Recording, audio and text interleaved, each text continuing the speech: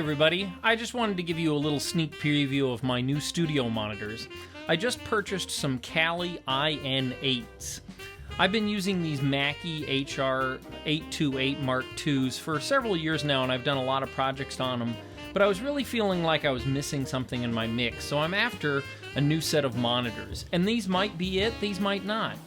One of the reasons I'm doing this video today is because a lot of people who do these kind of videos are doing them specifically for producers and people who are making electronic music, but I specialize in acoustic music, so I really wanted to take the time to do a video that showcased how these might sound if you're like me and you're doing acoustic jazz music or classical music, and really kind of see how the detail goes. I'm mostly an independent artist, and a lot of my releases get recorded in the recording studio, but I do most of my mixing and mastering here in my home studio. I need some monitors that really give me a clean, clear image, and I don't like to use a subwoofer, so I wanted something with good bass extension. The specs on the MkII looked great, and I'm not going to discuss them here in the video because frankly speaking, you can go to their website and get all the information you'd ever want on which frequencies they cover, but they go down to about 37 Hz and up to 25,000 Hz. I really like a monitor that's pretty flat, but I also don't want it to be too clinical. I find monitors like the HS8 by Yamaha to be pretty ear fatiguing, so I want to have a little bit of kind of joy and beauty in my music listening, as well as having something that's truly pretty darn accurate. As I'm talking to you, I haven't actually heard the MkIIs. You saw my unboxing there, and you saw how beautiful these monitors look, so I'm getting excited to get them set up in the studio and get ready for the first listen. Here's a little sample of what my Mackie monitors sound like. This is not meant to be scientific. I just have this pair of SM81s behind my head here, and it's just picking up a stereo image of what it sounds like in the room. Good, bad, or indifferent. I just really wanted to have a nice natural sound so that when you watch this video, you might think to yourself, man, I really like the way that sounded, and it might make you interested in purchasing them. I'm not being sponsored by anyone, I just thought this might be a helpful video.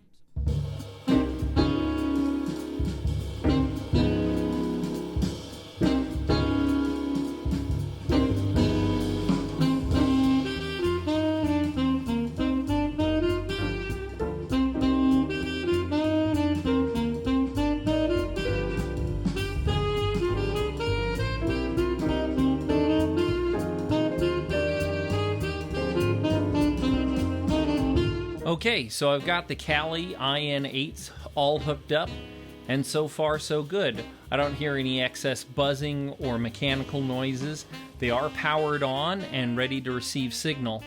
One of the things I actually like about them compared to the Mackies is they're a lot lighter. They have a similar amount of power, although the Mackies are known for having a pretty whopping amount of wattage coming out of them. But they're also smaller, which is a real benefit. I don't like mixing on small monitors, even in a smaller room, so it's great to have a smaller cabinet with a thinner design because it really fits on my great big desk a lot easier. I think they're a little bit deeper than the Mackie monitors, but I think that can be easily overcome by just sliding my monitor forward for a little bit better of a listening angle. So without further ado, let's go ahead and check out how these things sound.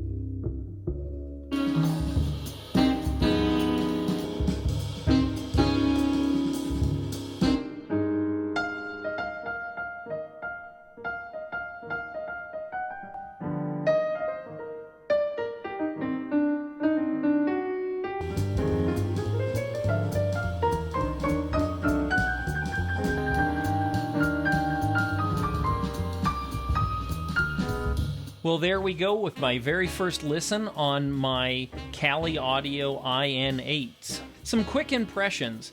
One thing I really appreciated was how much louder the potential volume of the Callies were compared to the Mackie, which is kind of an interesting thing to think about, but I had to turn the volume down quite a bit to kind of match out where I was on the Mackies. The sound was definitely a lot clearer, and there was a lot more mids and high ends. And although the bass was not as room-filling as it is on the Mackies, there was a clarity, and every time the kick drum would pump, you could really feel that clear, crisp boom rather than a whoosh that the Mackie can sometimes get. It's definitely a very clinical sound, which I think is probably of benefit to me in my room. I haven't done any of the room tuning you saw from the back side of the panel, but I'm going to be waiting for my Sonar Works to come in so that I can use that to help me figure out what I might actually need to tune these speakers.